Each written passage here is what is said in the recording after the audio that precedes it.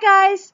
So I have just finished filming the part 1 of kind of like my hospital journey and where it all started. I had just been diagnosed with septicemia, spent a week in hospital on antibiotics, and I was feeling really good, and I got discharged to go home and to get on with my life, and everything was good. So if you haven't seen part 1, I will link it all below. Go and check that out first and then come back and watch this video. I'm just uploading them in different stages, so it's quicker to upload and all that type of stuff.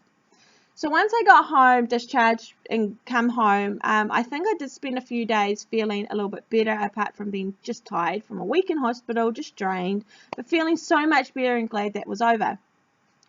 But later on in the week, I just started feeling sick again, and I knew that it was coming back. So I went to the doctor and I said to them, this is what's happened, and they're like, yeah, we'll just give you another round of antibiotics. And I was like, okay, all right. So they gave me another round of antibiotics because my temperature wasn't overly high like it was when I had the septicemia. It wasn't, my blood pressure seemed good. I just didn't feel well in myself again.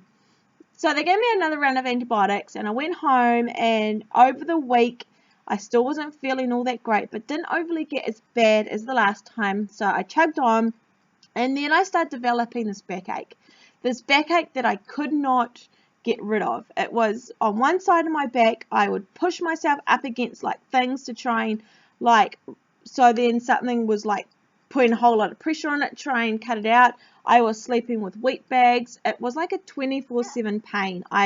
It was so uncomfortable. I had this massager thing that I just sat there pushing into my back day in and day out. I was causing huge bruises.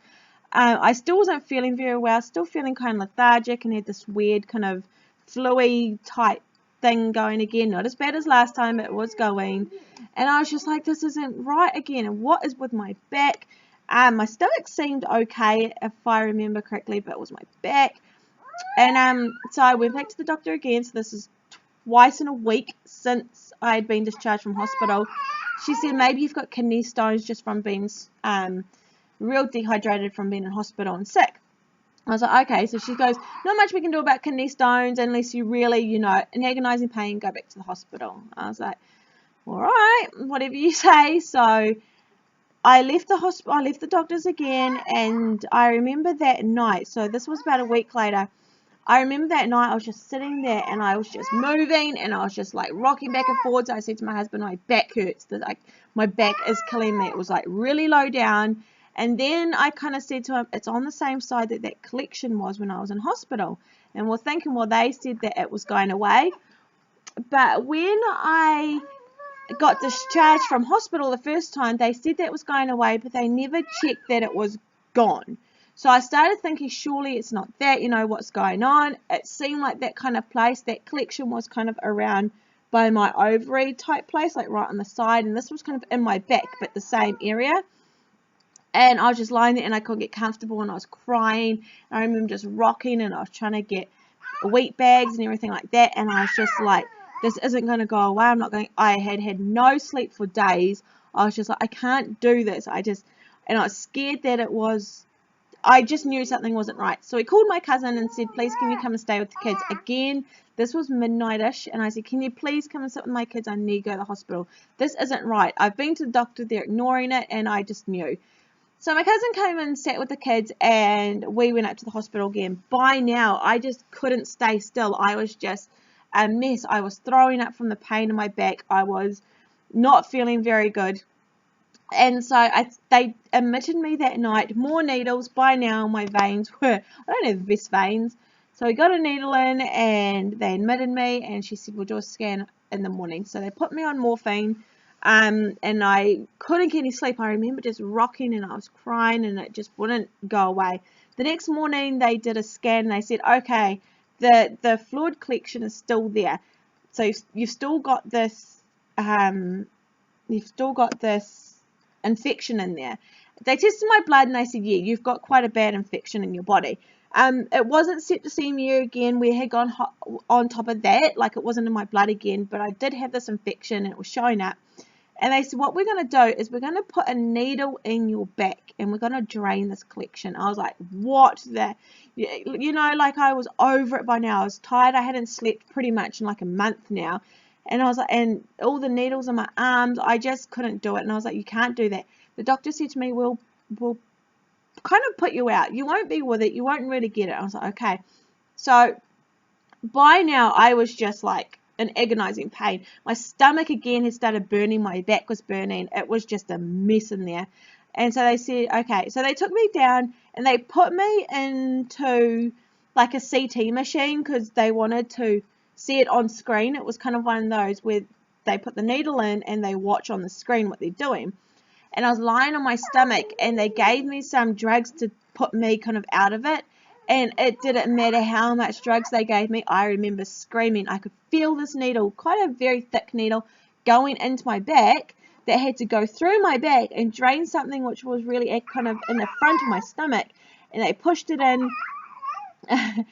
What's wrong? They pushed it in and I was screaming. I was crying. I was like, you've got to get this out. You can't do this to me. They were trying to give me more stuff to try and like put me out. I was just like, why don't you guys put me out? Obviously they can't do that without an anaesthetist and surgery and all that type of stuff. And in the end, I think it felt like forever. I think it was only like 15-20 minutes that they were trying this. He pulled it out and said, we can't do it. We cannot get it into the site. Like, it won't go in. And that's when they decided this is quite thick. Like, it wasn't just fluid, it was thick in there and they couldn't drain it. So are you talking? So they said, okay, we're gonna try something different. And I was just like, okay, but you know, get me out of here. So they sent me back up to the ward. I was an absolute mess, and it's that started my anxiety. That there alone was the worst thing to that point that I'd been through ever, and it was dreadful. It was the most painful thing I've ever. I don't know what that was. So I was up on the ward. By now it was kind of nighttime. I think that happened late afternoon. And I was sitting there and I was just ringing the bell constantly saying, I just need more painkillers, need more painkillers. By now, I was living on painkillers. I was living on morphine. Almost becoming, I just picked Grayson up. Say, hey, everyone. Almost becoming reliant on it. I just felt like I needed it all the time. It was the only thing that gave me a rest. Overnight, I think we were coming into like 7 or 8 o'clock at night. And I was just lying there bawling. I was crying. I was rocking. I just couldn't do this. I think I'd been in there for 3 nights now. I'm trying to remember. The lighting's going in and out. I'm sorry, guys. But I'm trying to remember exactly when all this happened, like as a timeline. But I'm pretty sure this was my 3rd night in there. And I was just rocking. And I was like, and then I just started feeling unwell. And I was throwing up. And my back was burning. And I couldn't believe that they knew it was in there. They tried to drain it, knew that it was worse than they thought, like it was this thick infection, like this thick ball or something was in there. Things weren't good. And it had been about 4 or 5 hours since they had tried that. I hadn't heard from anyone. I hadn't seen anyone. We were like, what is going on? Like, you guys know that I'm unwell. So when the doctor came in, my husband was there with me, and my husband said, we want to see someone else. This is ridiculous, because I did say, do I need to go to surgery and get this out? I do what you've got to do. And he said, no, we don't want to do more surgery because, you know, this is how you go into this place. In the first place, I was like, I just couldn't believe that they were leaving it. And I was like, well, what are you going to do?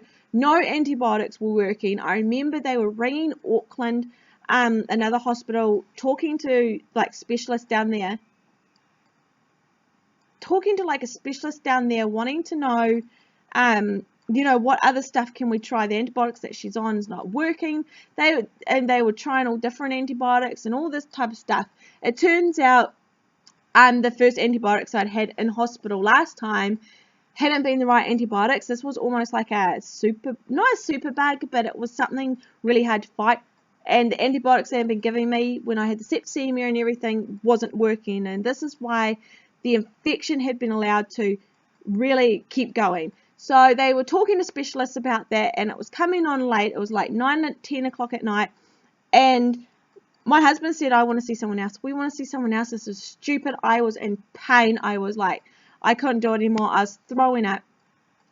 So finally they said, okay, we'll get another surgeon in here. The surgeon came in like I can't remember, a couple of hours later, not even that maybe. And I told him what was happening. He took my obs, he took my temperature, he felt my stomach, and I think I was in surgery within 20 minutes of him being there and talking to me.